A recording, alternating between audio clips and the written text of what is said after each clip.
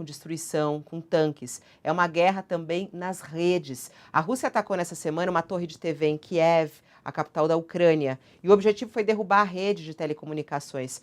Mas há outros ataques que não são visíveis. A gente nem sabe o que está acontecendo, mas já está acontecendo. E começou, inclusive, antes da invasão da Rússia na Ucrânia. Além dos comboios com tanques e militares, os hackers também fazem parte deste conflito e estão atuando.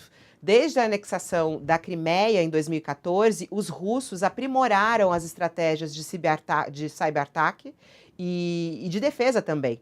E a gente vai saber agora um pouco mais de como é que está essa questão agora, desses ataques que estão ocorrendo nas redes. A gente convidou a participar conosco aqui do nosso programa o especialista em segurança de redes, o Rodrigo Arrigoni, que está conosco aqui ao vivo, Josias comigo nessa entrevista também.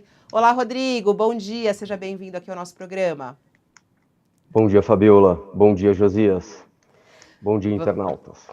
Rodrigo, a gente fica super assustado, porque a gente já fica assustado e aterrorizado de a gente ver esses ataques reais, né? Esses ataques com bombas. Agora, os ataques que a gente não enxerga, eles estão acontecendo também, esses ataques nas redes, esses ataques virtuais? Sim, Fabiola, e estão intensos, né? Você colocou muito bem. Os ataques da Rússia para a Ucrânia começaram mais ou menos a se intensificar mais ou menos em 2015,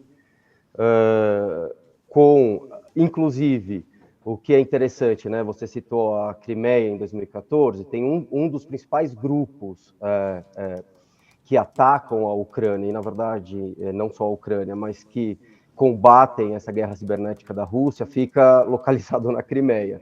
A Rússia hoje é uma potência cibernética, né? Ela não é só uma potência militar, bélica, no sentido físico, né? A Rússia tem um exército, se assim podemos chamar, de hackers bem extenso, divididos entre a organização russa, né? Então você tem desde um grupo, por exemplo, que fica abaixo do gabinete do Putin, diretamente abaixo do gabinete do Putin, há outros grupos que ficam abaixo do ministro da Defesa e outros grupos ainda, esses todos os oficiais do governo, né, que ficam dentro da central de inteligência cibernética.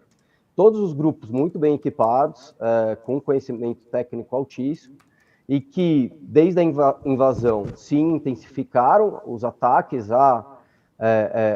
na verdade, se ataca algumas frentes, né? A primeira, uma das frentes é, como você citou, a comunicação, né? Então, o que tenta fazer geralmente são ataques a gente chama de DDoS, que são ataques que tentam esgotar a força da rede, né? Ou seja, tem tanto acesso que os sistemas começam a cair.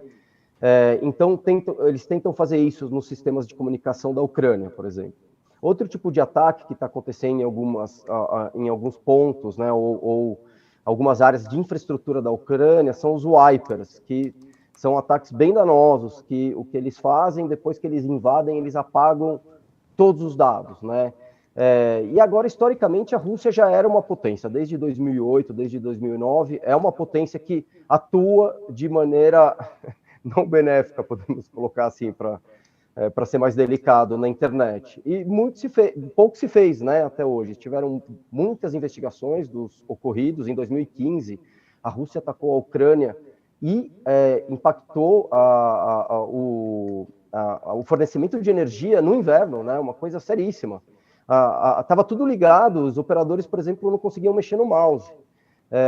Foi um ataque colocado por grandes especialistas como tecnicamente genial, inclusive.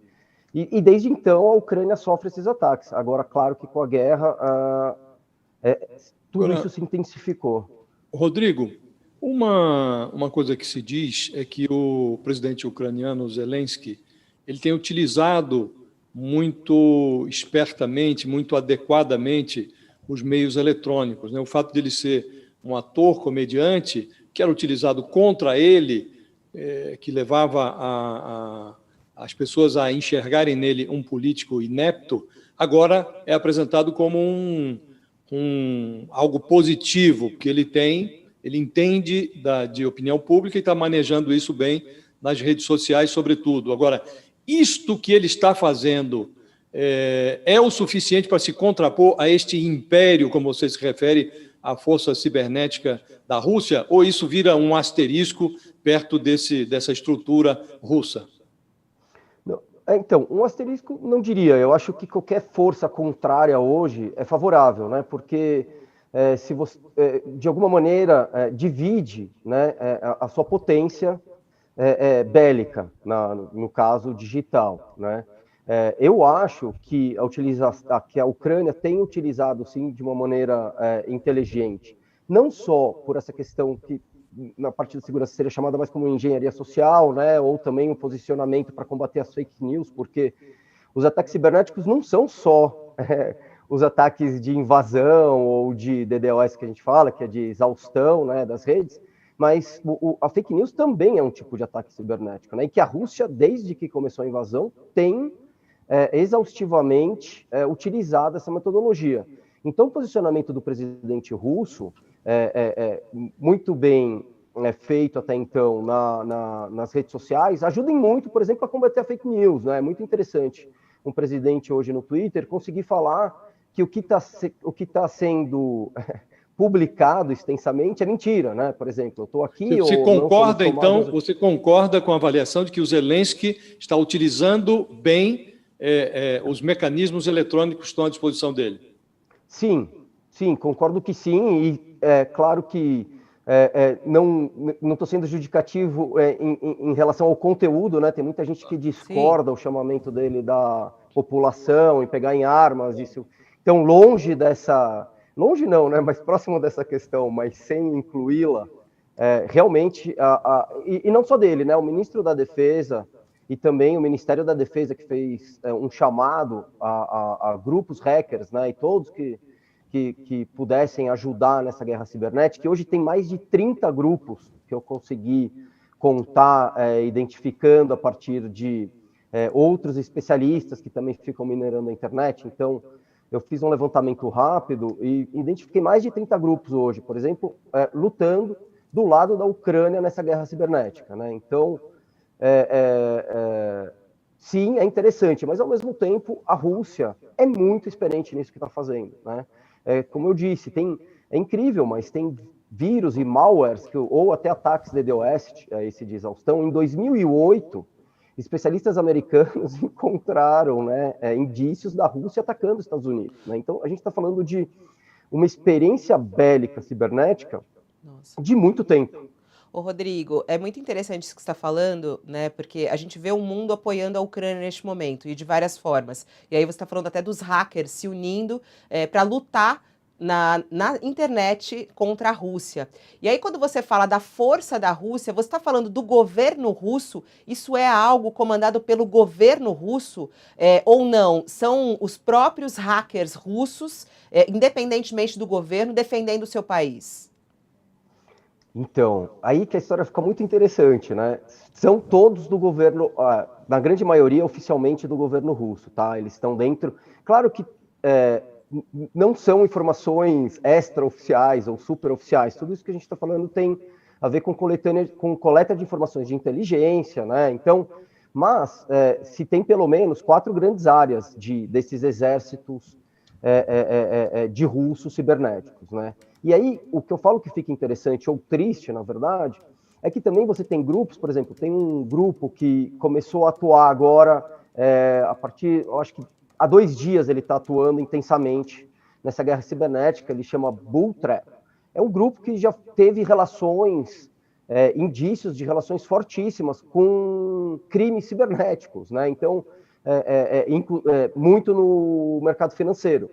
Então, o que você tem na Rússia, que ninguém sabe, né? Nenhum especialista, e até ontem que eu estava ainda pesquisando exaustivamente o tema, você não tem um especialista ainda da área que consiga afirmar por que alguns desses grupos ajudam a Rússia, né? Se são, por exemplo, constantes ou favoráveis ao governo, ou se são, de uma certa maneira, obrigados a ajudar. Mas uma coisa que é conhecida, né, do universo cibernético é que a Rússia há muito tempo se utiliza de forças, de grupos hackers que são ligados a crimes cibernéticos, né? Por exemplo, vou dar um exemplo muito conhecido no Brasil, que é o spam, né? O spam hoje não é devido a toda a inteligência artificial que a gente tem, de separação de e-mail, mas ainda é um grande vetor para contaminação, né? Ou para fazer a distribuição de vírus. Só que aquele spam antigo que a gente recebia e cansa, inclusive, até chato, hoje, né? De receber. Uma coisa chata, né? Aquela coisa chata. O maior produtor de spam, vamos dizer assim, era russo e, teoricamente, ele tinha um acordo com o governo, onde ele não atacava os territórios de interesse da Rússia, mas o resto do mundo ele podia ficar à vontade a aplicar golpes, né? Então, assim, não são raros, não é raro esse tipo de informação, né? A Rússia tem uma ligação... Eu queria saber o seguinte, a gente está se encaminhando aqui para o final, não queria deixar de perguntar o seguinte, com a experiência que você tem, com essas análises que você está fazendo, é possível dizer hoje quem está ganhando esta guerra no terreno virtual, que no front de guerra ali, a guerra física, a Rússia está prevalecendo, mais lentamente do que gostaria, mas está prevalecendo. Nesse front virtual, a Rússia também está ganhando a guerra? É um pouco complicado conseguir mensurar porque tem muita coisa que ainda não foi avaliada, né? Por exemplo, e eu falo isso realmente no digital. Por exemplo, imagina que eles já podem ter invadido várias fontes de infraestrutura, só que eles não ligaram o botão do ataque, ou o botão que seria da bomba cibernética, né? Então, por exemplo, às vezes eles atacaram já o fornecimento de energia, já estão com a possibilidade de fazer um shutdown da energia e não fizeram ainda porque estrategicamente não é interessante. Pode acontecer isso, apesar de estar todo mundo, por exemplo, o caso de 2015, os especialistas que analisaram a invasão russa na Ucrânia falaram que a segurança da Ucrânia era muito boa, não é que tinha uma segurança falha, né? Então, você tem o ataque hacking, tem também... Ele não é imediatista em muitos casos, né? Ele realmente pode funcionar como uma guerra paralela e auxiliar você na sua guerra física, né? Ou seja, você desligar o que interessa na hora que interessa. Agora, se a gente, sem falar de guerra, eu acho que a Rússia hoje ela está na frente da grande parte do mundo no quesito cyber war, né? Poucos países hoje conseguem fazer frente à Rússia.